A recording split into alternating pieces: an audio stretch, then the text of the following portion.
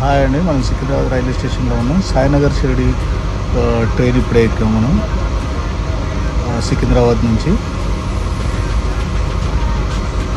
B5 బోగి అండి మాది. ఇలా ఉంటుంది,